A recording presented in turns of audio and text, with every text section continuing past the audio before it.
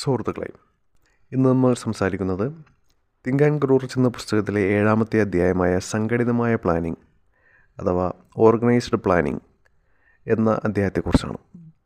സമ്പത്തിലേക്കുള്ള 6-ാമത്തെ ചുവടായിട്ടാണ് ഈ പുസ്തകം സംഘടിതമായ പ്ലാനിംഗ് എന്നതിനെ ഈ പുസ്തകത്തിൽ പറയുന്നത്. മനുഷ്യൻ്റെ ആഗ്രഹത്തിൽ നിന്നാണ് അവൻ സൃഷ്ടിക്കുന്നതോ കൈവരിക്കുന്നതോ ആയ എന്തും ആരംഭിക്കുന്നത്. എല്ലാത്തിൻ്റെ ആരംഭ ബിന്ദു മനുഷ്യൻ്റെ ആഗ്രഹമാണ്. അഭിലാഷത്തിൻ്റെ അമൂർത്തമായത് എന്നതിൽ നിന്ന് സമൂർത്തമായത് എന്നതിലേക്കുള്ള യാത്രയിൽ അഥവാ അതിൻ്റെ യാത്രയുടെ ആദ്യപാദത്തിൽ അത് ഭാവനയുടെ വർക്ക്ഷോപ്പിലേക്ക് പ്രവേശിക്കപ്പെടുന്നുവെന്നും നിങ്ങൾ മനസ്സിലാക്കി കഴിഞ്ഞു. അവിടെയാണ് അതിൻ്റെ രൂപപരിണാമത്തിനുള്ള പ്ലാനുകൾ സൃഷ്ടിക്കപ്പെടുന്നതും സംഘടിപ്പിക്കപ്പെടുന്നതും. ഈ പുസ്തകത്തിലെ 2-ാം അധ്യായത്തിൽ 6 നിശ്ചിതമായ പ്രായോഗികമായ സ്റ്റെപ്പുകൾ എടുക്കാൻ നിങ്ങൾക്ക് നിർദ്ദേശം നൽകിയിട്ടുണ്ട്. പണത്തിനു വേണ്ടിയുള്ള അഭിലാഷത്തെ അതിൻ്റെ പണപരമായ സമമൂല്യമായി ഭാഷാന്തരം ചെയ്യുന്നതിൻ്റെ ആദ്യ നീക്കമെന്ന നിലയിലാണ് അത് നിർദ്ദേശിക്കപ്പെടുന്നത്. അവയിലെ ഒരു നിശ്ചിതവും പ്രായോഗികവുമായ പ്ലാനിൻ്റെ അഥവാ പ്ലാനുകളുടെ രൂപീകരണത്തിന് അത്തരം പ്ലാനുകളിലൂടെയാണ് ഈ രൂപപരിണാമം ഉണ്ടാക്കപ്പെടുന്നത്. നിങ്ങൾക്കിപ്പോൾ നൽകപ്പെടുന്ന നിർദ്ദേശം പ്രായോഗികമായ പ്ലാനുകൾ എങ്ങനെ പടുത്തുയർത്താം എന്നതിന്മേലാണ്. ഉദാഹരണത്തിന്, പണസമാഹരണത്തിനുള്ള നിങ്ങളുടെ പദ്ധതികളുടെ സൃഷ്ടിക്കും നടത്തിപ്പിനും നിങ്ങൾക്ക് ആവശ്യമായി വരുന്നത്ര ആളുകളുടെ ഒരു ഗ്രൂപ്പുമായി നിങ്ങൾ കൂട്ടുചേരുക എന്നുള്ളതാണ്. അത് ചെയ്യേണ്ടത് ഇനി വരാൻ പോകുന്ന ഒരു അധ്യായത്തിൽ വിവരിക്കുന്ന മാസ്റ്റർ മൈൻഡ് തത്വത്തെ ഉപയോഗപ്പെടുത്തിക്കൊണ്ടാണ്. ഈ നിർദ്ദേശം പാലിച്ചിരിക്കണമെന്നത് തികച്ചും ആവശ്യമാണ്. അതിനെ അവഗണിക്കരുത്. നിങ്ങളുടെ മാസ്റ്റർ മൈൻഡ് സഖ്യം രൂപീകരിക്കുന്നതിന് മുമ്പ് നിങ്ങളുടെ ഗ്രൂപ്പിലെ അംഗങ്ങൾക്ക് അവർ നിങ്ങൾക്ക് തരുന്ന സഹകരണത്തിന് പകരമായി നിങ്ങൾ വാഗ്ദാനം ചെയ്യാൻ പോകുന്ന നേട്ടങ്ങളും ഗുണങ്ങളും എന്തൊക്കെയെന്ന് തീരുമാനിക്കുക. എന്തെങ്കിലും തരം പ്രതിഫലം പകരമായി ലഭിക്കാതെ ഒരാളും അനിശ്ചിതമായി ജോലി ചെയ്തുകൊണ്ടിരിക്കില്ല. ഒരു ബുദ്ധിയുള്ള മനുഷ്യനും മറ്റൊരാളോട് മതിയായ പ്രതിഫലമില്ലാതെ ജോലി ചെയ്യാൻ ആവശ്യപ്പെടുകയോ അവരങ്ങനെ ചെയ്യുമെന്ന് പ്രതീക്ഷിക്കുകയോ ചെയ്യില്ല. അത് എപ്പോഴും പണത്തിൻ്റെ രൂപത്തിലായിരിക്കില്ലെങ്കിലും നിങ്ങളുടെ മാസ്റ്റർ മൈൻഡ് ഗ്രൂപ്പുമായി ആഴ്ചയിൽ ഏറ്റവും ചുരുങ്ങിയത് 2 ദിവസമെങ്കിലും കൂടിക്കാണുമെന്ന് എന്നത് നിങ്ങൾ ഉറപ്പാക്കുക. പറ്റുമെങ്കിൽ അതിൽ കൂടുതലും അവരുമായി കൂടിക്കാണുക. നിങ്ങൾ പണസമാഹരണത്തിന് വേണ്ട പ്ലാനുകൾ ഒത്തൊരുമിച്ച് പൂർണ്ണതയിലെത്തിക്കുന്നതുവരെ അത് തുടരണം. നിങ്ങളും നിങ്ങളുടെ മാസ്റ്റർ മൈൻഡ് ഗ്രൂപ്പിലെ അംഗങ്ങളും തമ്മിൽ പരിപൂർണമായ ഒരു താളപ്പൊരുത്തം നിലനിർത്തുക. അക്ഷരാർത്ഥത്തിൽ തന്നെ ഈ നിർദ്ദേശം പാലിക്കുന്നതിൽ നിങ്ങൾ പരാജയപ്പെട്ടു പോയാൽ നിങ്ങൾക്ക് പരാജയം സംഭവിക്കാൻ പോകുന്നുവെന്ന് നിങ്ങൾ പ്രതീക്ഷിക്കണം. പരിപൂർണമായ താളപ്പൊരുത്തം നിലനിൽക്കാത്തിടത്ത് മാസ്റ്റർ മൈൻഡ് തത്വം ലഭ്യമാകാൻ സാധ്യതയില്ല.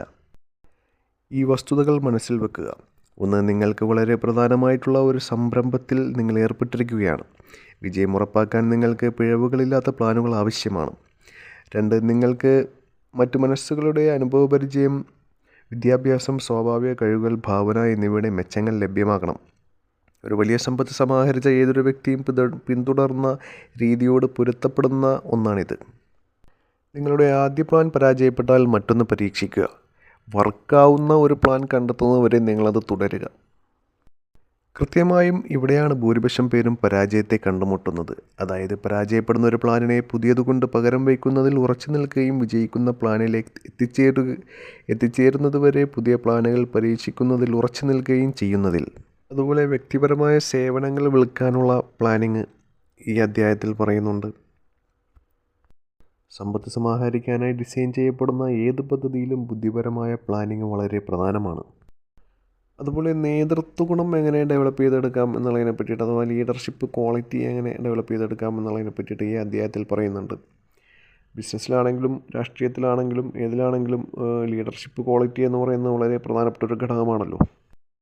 ഇനി പറയുന്ന കാര്യങ്ങളാണ് നേതൃത്വ ഗുണത്തിൻ്റെ പ്രധാനപ്പെട്ട ഘടകങ്ങൾ. തന്നെക്കുറിച്ചും തൻ്റെ തൊഴിൽ തുറയെക്കുറിച്ചുമുള്ള അറിവിനെ അടിസ്ഥാനപ്പെടുത്തിയുള്ള അചഞ്ചലമായ ധൈര്യം, സ്വയം നിയന്ത്രണം അഥവാ സെൽഫ് കൺട്രോൾ, നീതിയെക്കുറിച്ചും ന്യായത്തെക്കുറിച്ചൊക്കെ നല്ല അവബോധമുണ്ടായിരിക്കുക എന്നുള്ളത്. അതുപോലെ തീരുമാനത്തിലെ നിശ്ചിതത്വം, തൻ്റെ തീരുമാനങ്ങളിൽ ഉറച്ചു നിൽക്കുക എന്നുള്ളത്. ചാഞ്ചാട്ടം ഉണ്ടാകാൻ പാടില്ല, അചഞ്ചലമായി അത് ഉറച്ചു നിൽക്കുക എന്നുള്ളത്. അതിന്മേൽ അതൊക്കെ ലീഡർഷിപ്പ് ക്വാളിറ്റിയിൽപ്പെട്ട കാര്യങ്ങളാണല്ലോ. അതുപോലെ തന്നെ പ്ലാനുകളുടെ നിശ്ചിതത്വം, തൻ്റെ പ്ലാനിൽ ഉറച്ചു നിൽക്കുക എന്നുള്ളത്. പ്രതിഫലം കിട്ടുന്നതിന് അപ്പുറം കാര്യങ്ങൾ ചെയ്യുന്ന ശീലം, അതായത് തൻ്റെ അനുയായികൾ തന്നിൽ നിന്നും പ്രതീക്ഷിക്കുന്നതിൻ്റെ അപ്പുറം താൻ ചെയ്യുമെന്നുള്ള ഒരു പ്രയത്നം എപ്പോഴും ഒരു നേതാവിലുണ്ടായിരിക്കണം. അതുപോലെ തന്നെ ഒരു നേതാവ് എപ്പോഴും ഒരു സന്തോഷമുണ്ടാക്കുന്ന ഒരു വ്യക്തിത്വത്തിനുടമയായിരിക്കണം. പോസിറ്റീവ് മൈൻഡായിട്ടുള്ള, ചിരിച്ചുകൊണ്ട് സംസാരിക്കുന്ന, പ്രസന്നവദനായിട്ടുള്ള ഒരു വ്യക്തിയായിരിക്കണം എന്നൊക്കെ ഈ പുസ്തകത്തിൽ അതിനെക്കുറിച്ചൊക്കെ സൂചിപ്പിക്കുന്നുണ്ട്.